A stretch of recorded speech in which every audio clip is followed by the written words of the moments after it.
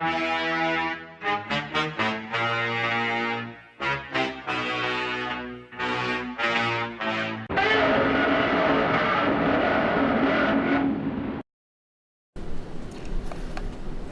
guys and girls, how's it going? Screezilla here, and I hope you're all well. And there is a new dev question and answers Q&A session on the new ballistics stuff. Now this is a double video today, double talk video. I'm going to be talking about this first of all, and I'm going to be talking about naval stuff. So if you'd like to hear about naval stuff, skip ahead to the time in the comments below. But if you want to hear this stuff, stay ahead. So, the Q&A session. Is the new system going to affect HESH? No, it's not going to affect HESH or heat. Have you planned an update to the ricochet system? No, we're not. We can't be fucked about that. Basically, they're just keeping it as it is. They say it's working perfectly well, which it isn't. What about the hardness of the material used in the shell? All kind of different materials were made with varying degrees of hardness throughout time. Now this is a really important one because all shells have different hardness and they have different materials that we used. For instance, some shells used different types of metal, and other shells used softer metal, harder metal. You know, there's all different types of like that. It varies on the shell. And of course, tougher metal is more likely to shatter, but it's also more likely to penetrate. But when it penetrates, it's more likely to shatter inside of a tank and cause more fragmentation.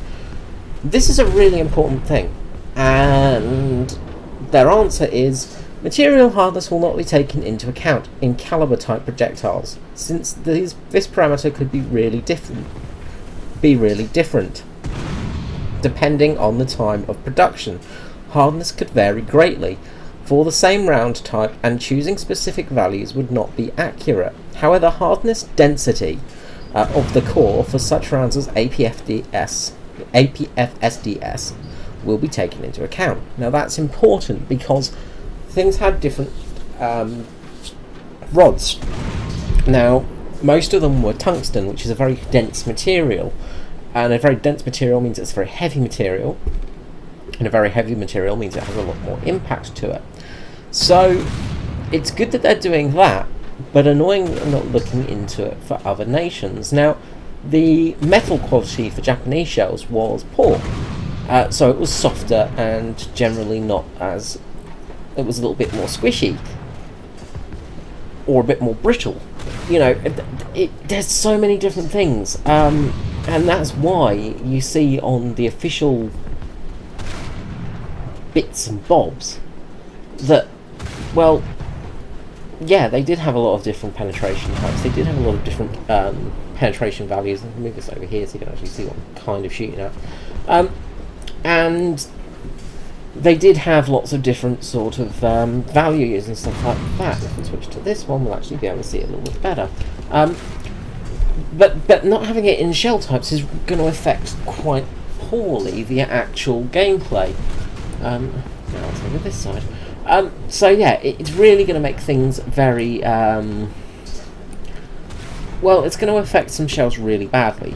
And it would probably affect the Russian shells worse because they tended to have an inferior quality metal. That's generally why their tanks were a little bit flimsy in some respects, and they had to make them with thicker metals because the metal quality was lesser, so you know it has to be thicker to counteract that. So yeah, this is kind of annoying, and this is going to make people quite aggravated. Just sinking a little tiny bit here, by the way. As you can see, we've taken on a bit of water and we're listing pretty badly. But luckily, because this is War Thunder, we have super pumps that mean that we can actually get out of this situation and stay alive. Even though the ship was completely on an angle that would sink it, there is no way a ship listing this bad would be able to basically pump the water out, because, well, it's buggered. In layman's terms, it's absolutely fooked. But luckily in War Thunder, with magical pump action, you can actually right yourself from listing that that much, even though all the water would have been flooding through the decks at that stage, and therefore sinking your ship. So luckily, War Thunder, you know, strive for realism, guys. Are there any plans to change the penetration systems currently? Shells are 1 pixel wide in game, so they can go through tiny armour gaps. For example, a 152mm shell can fit in a 10mm armour hole. That's complex and a non-trivial task. We studied possible variants several times, and at the moment we haven't found the one that meets all the requirements. Perhaps... switch back to the normal camera now. Perhaps we will come back to this in the future. At the moment, we use the method that is most widely used in games. So basically their answer is no, they're not changing that system. So yeah, a 152mm shell can still fit through a 10mm gap. Which again is stupid and frustrating. Will document sources contradicting the results of the formula be discarded even if there is no contradiction with other documents? Or could be easily could there be exceptions in the system? I know you mentioned APDS. Was wondering if other shells might be excluded in some cases. Exceptions are a rare case where no other method allow us to gather the correct data about the rounds. Differences of the penetration data in different sources are not enough to add a round to an exception list. One of the purposes of this method is to exclude incoherence in data from various sources, otherwise penetration values will be constantly changed. So what they're saying here is it's not going to change. By the way, Destroyer, taking 150mm shells, it's not going to last very long. Now, beforehand I was fighting a cruiser, and yeah, I will talk about this very soon. Have you any plans to improve heat ricochet? In many cases, heat projectiles should not ricochet, but either break or detonate. Many heat shells are too fragile to stay intact after a ricochet. Heat rounds can ricochet at high angles of impact. The specific angle depends on the fuse design. Of course, a round can be destroyed after impact, and this is implemented in our game. After ricochet, a round loses its stability and can self-destruct. Here is the data on the V15 fuse for heat rounds. As you can see, the angle is 0 to 70 degrees. So basically what they're saying is, yeah, all heat rounds will bounce, even in cases where they wouldn't. So things like the Aubergine, things like Hesh, for instance, should not bounce. Hesh really shouldn't bounce, because it's designed not to fucking bounce, yet it still bounces. Certain heat rounds, such as the Aubergine, were designed not to bounce. They were designed to impact fuse, gone, explode, spew all their molten metal. So even on a really high angle, they would really self-destruct. They were very good at that. But currently they're using this V15 performance data, which says, yeah, all heat and bloody everything will ricochet, and it won't do any good. So, yeah, basically they're not fixing that anytime soon. Is there any plans to have a system for aircraft guns? For high caliber guns, yes. For smaller guns, no. How about the arm-piercing high explosive ballistic cap, a shell type used by some Russian guns? Is it going to be the same as the APCB? Blah blah blah. The slope effects for these rounds will also be implemented as they were for the APBC shells. Japanese tank guns performance took a hit with this new system. What have you planned in this regard? BR changes will be made where they are required. This affects all nations, not just the Japanese. So what they're saying here is all nations' tanks are likely to get BR changes. There's going to be BR changes with certain vehicles. This is good news for some, bad news for others. It's going to be interesting to see what they do. Are they going to lower all the Japanese tank BRs? Maybe. Will that leave a huge gap between their BRs? Yes, it will. It's going to really affect some nations, and yeah, this is going to be interesting to see what they do here, especially with BR changes, because yeah, Guardian have not got a great record on this. How is penetration calculated? What are the mechanics for rounds with different cap shapes? Cap shape affects armor penetration at specific angles, and this is taken into account in slope sheets.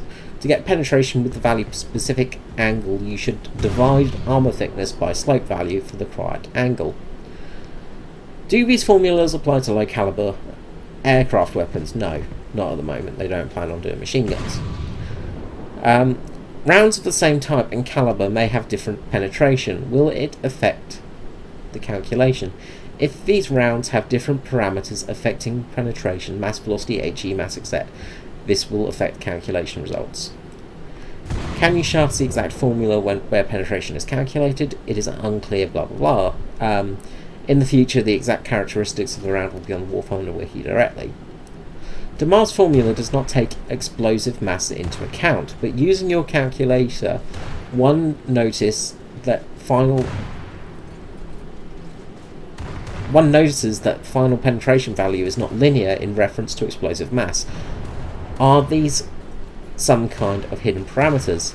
Indeed, Damar's formula does not take explosive mass into account. That's why we used data from the AAG that allowed us to formulate penetration values to reduce dependency depending on the film coefficient, and added explosive mass as one of the coefficients to the formula.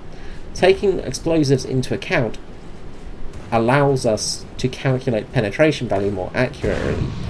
Rounds with higher filling coefficient have lower penetration values. That exact values are not hidden. You can see them below. So yeah, the question answers from the devs is an interesting one. Honestly, I'm not impressed with some of their answers, especially the one on the material used. Now that weight is taken into effect, of course, but some materials are simply softer or more brittle, and that is going to affect gameplay, and that's going to affect the mechanics of the game quite a lot, because with the current system, the actual shell type and the make of the shell is effectively in the results there. So yeah, it's kind of dumb that they're not doing that. Anyway, on to part 2, ships. So welcome to those that have come in at the 13-minute mark. You've missed some explosions, but not much. Ships. Naval. Now, normally I would just do an episode on this, but honestly, there's not much to talk about. There's lots of things coming in. There's stuff on the dev server for the Hipper class of ships for Germany, which means heavy cruisers. The Hipper class, the Admiral Hipper, the Shores, and of course the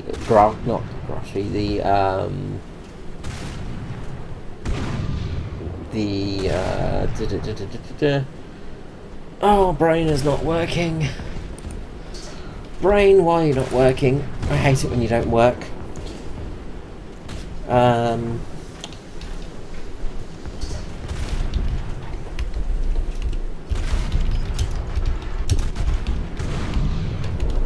Chips. Why did I write chips in there? Prince Eugen. That's right, Prince Eugen. I actually remembered it before I looked it up. And also the Sidets. And the Blucher, of course. But yes, so there is possibility of getting the Hipper class in the game, and it's probably going to be the Prince Eugen.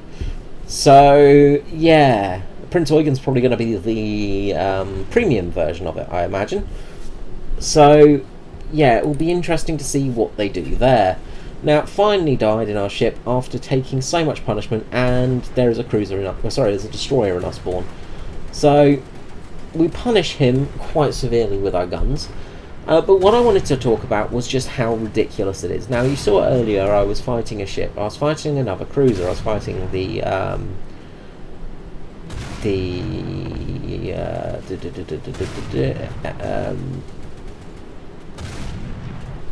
Enterprise. And I was doing no damage to it. That's because I was using HE rounds, because, well, that's what we fire as standard. And, of course, you can't penetrate the side of a cruiser with an HE round. So, in that fight, I was in a fight where I could not penetrate him from that distance, or even any distance. I couldn't penetrate him. I could do damage to his top and damage his guns and all that stuff, but I couldn't really penetrate his ship's armour. It was ridiculous. And Naval is just utterly broken. Because you saw how much punishment I took. I didn't die. I still managed to take out 2 destroyers, I think, and get 3 assists, you know, in that time, just floating around with pretty much only 1 gun working. And it's only going to get worse when they add larger ships. Now, I want larger ships. I'm excited about larger ships, but I'm also terrified because Gaijin are going to mess it up, because they've messed up Naval as it is. Naval is absolutely terrible at the moment. The gameplay is just vile. There is no gameplay for larger ships. Simple, you know, because you can't damage anything when you're stock, because you have HE rounds that will not penetrate a cruiser. So you can't do anything against another cruiser unless you level up your ship.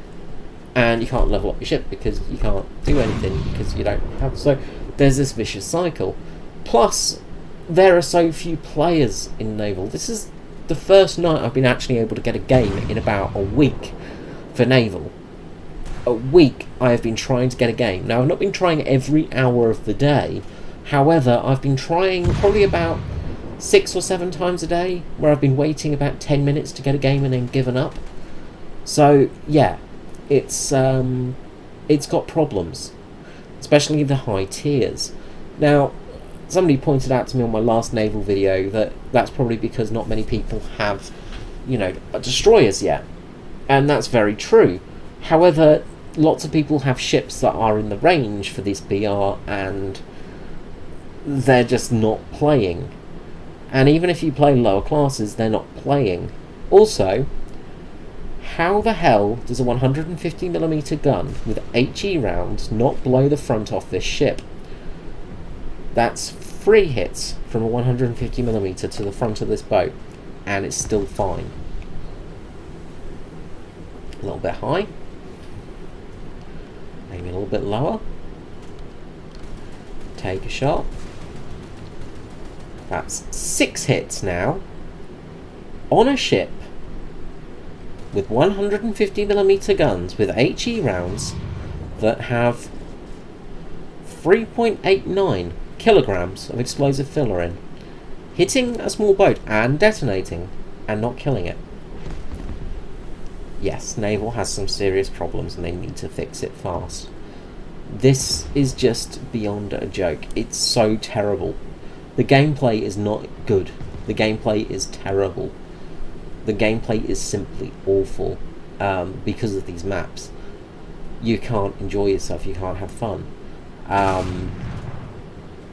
Yeah, I honestly don't know how they can fix it from here now, because they've broken it so much. I'm so tired I can't even think of a fix. But they've done it. So yeah, Naval is in a bad position, and they need to fix it. I do wonder with the new ammunition changes if things are going to change. But I easily dodged this guy's torpedoes, spraying him with machine gun fire as well, and the mission is about to end. So yeah, he dies, mission ends, that's it. Well guys, I'm going to head back to port now and just talk a little bit more about Naval. It's utterly garbage, the gameplay. They really need to do something. Now, they need to introduce some better game modes, because simply capture A, B or C does not work. It does not work for this kind of ship. Because you saw the time it took me to get to one side of the map to up the other in that game, it was almost over time-wise. Like, we ran out of time. It wasn't that we lost because of points, it's because we ran out of time. Because it took so long to get from one side of the map to the other side to kill the enemy ships. And we simply couldn't do that. The other team had killed one of our ships, or two of our ships, sorry, with aircraft. That's how they won the game. That is how they won the naval game.